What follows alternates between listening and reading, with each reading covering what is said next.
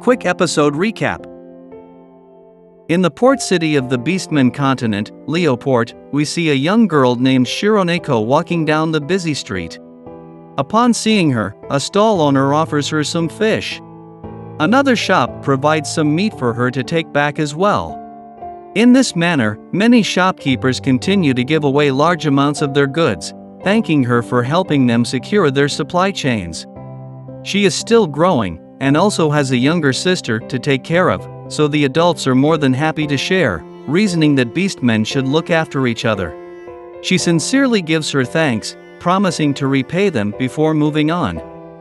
Shironeko seems popular with the children as well, as they flock to her and request that she teach them how to fight monsters again, wanting to be strong like her.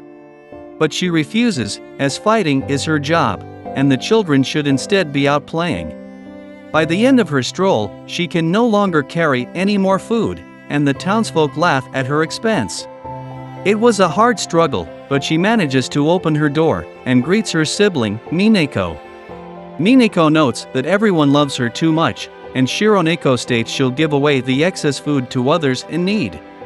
She suddenly begins to violently cough, and is swiftly given her medication for her to drink. She apologizes to Shironeko for holding her back, but all the elder wants is for Mineko to be healthy, telling her to not give up. Her only worry is that the medicine is running out. Sometime later, Setsu is seen bargaining with a sailor, requesting that he loan them a boat for their use, but the man refuses, stating there currently isn't any. But Setsu is reluctant to back down, even willing to ride the man's back if needed. With no other choice, Setsu confirms Levi would once again have to ferry him, which irks her because she spent the last 3 days swimming non-stop. She's the only one he can rely on right now, so Levi kindly offers to take him the next day, but the man interrupts to inform them that a ship would be available then, ruining the mood. And the man introduces them to a nearby inn for them to stay the night. At the same time, Shironeko enters an inn, where the innkeeper named Koroinu hands her a bottle of medicine. She procures the expensive medicine for her, but she doesn't mind helping, hoping for Mineko's swift recovery. Koroinu then changes topics, informing her of her next job, which is more troublesome than the other ones so far. It's an assassination job, and Koroinu shows her a bounty paper with the target's portrait. She explains that with the completion of this particular job, Shironeko would never have to work another day in her life, and would easily be able to afford the medication Mineko needs. As she hesitates, Setsu and Levi coincidentally enter, wishing to stay at the inn for the night. Shironeko takes note of Setsu's appearance, confirming that he is the target as she takes her leave. Back at home, she notices Mineko's lack of appetite, causing her to worry about her deteriorating health.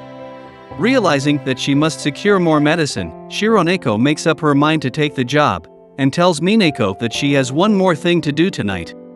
Unbeknownst to them, Mineko seems to be wearing a cursed necklace. Setsu and Levi are sound asleep in their room. The innkeeper opens a side entrance to the inn, where she informs the waiting Shironeko that they are asleep. Shironeko is determined to follow through, but before that, she requests to call Koroinu her older sister.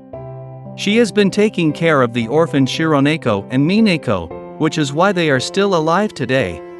To Shironeko, she is practically family, and she wonders if they could find a quiet place to live together after this job.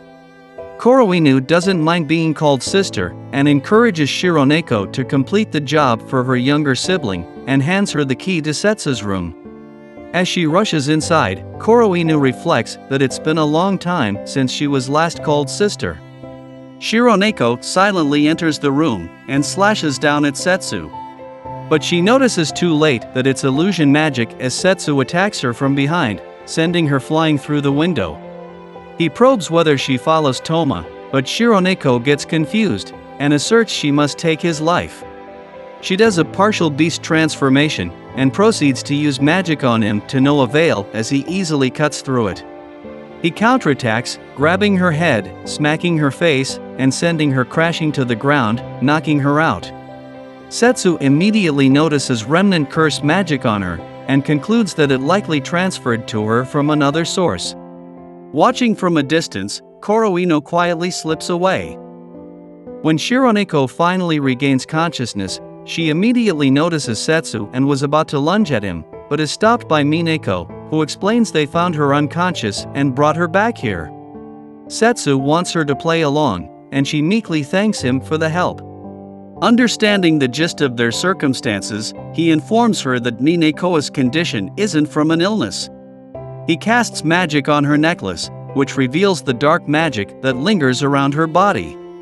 It's a powerful curse, and Levi suspects Toma's involvement, but Setsu worries more about how to save Mineko. Shironeko begs him to save her sister, willing to do anything, and he coolly replies to leave it to him. He warns that the process will be unpleasant, but Mineko pleads him to continue. As she lies on the bed, Setsu calls out a chant, gathering magic into his hand, which gradually takes the shape of a strange sword. He introduces it as his trump card, Gluttony. Setsu orders it to devour the curse, and it begins to suck out the dark magic from within her. But it takes a large toll on him. A kunai suddenly flies toward him, but Shironeko jumps in to take the hit instead. It turns out to be Kuroino, and she criticizes Shironeko for failing her job and even protecting the target. She gets blown back by a burst of water, however, and Levi steps in to guard Setsu. He remains immobile while removing the curse, so Levi steps in, confident she can handle a mere innkeeper. More kunais are easily blocked by a wave of her arm, and Kuroino confirms Levi is the sea god. She mocks whether Levi can even wield her strength on land, but what Kuroino doesn't know is that the sea follows wherever Levi goes, and she is easily knocked down to the ground. Levi demands to know Toma's purpose, but Kuroino remains silent, not fearing death. Shironeko interrupts to ask why she would do such a thing, but she finds her revolting, calling her pathetic for failing a simple order. She proudly states Toma's goal is to become a god, and destroy all life in this world. Kuroino is confident he can reach godhood, and she uses their shock to quickly blind them and makes her escape. Setsu has finally finished the procedure, and Mineko runs over to hug her sister.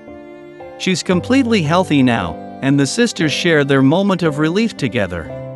Setsu states Mineko has the same necklace Desu's had, and comments Toma is a total whack job as always, but he's determined to stop him at all costs to maintain the peace. The duo now ride along the river, finally having secured a boat. Levi complains that they weren't able to rest because of the night's incident, but it's now smooth sailing to the capital to meet the Beast King, and Setsu looks forward to fighting together once again. He suddenly notices the cat siblings a distance away, and has the boat stop near them. The girls plead to follow Setsu, voicing that they are useful in combat. They wish to repay him for helping Mineko, and also want to see Kuroino once more.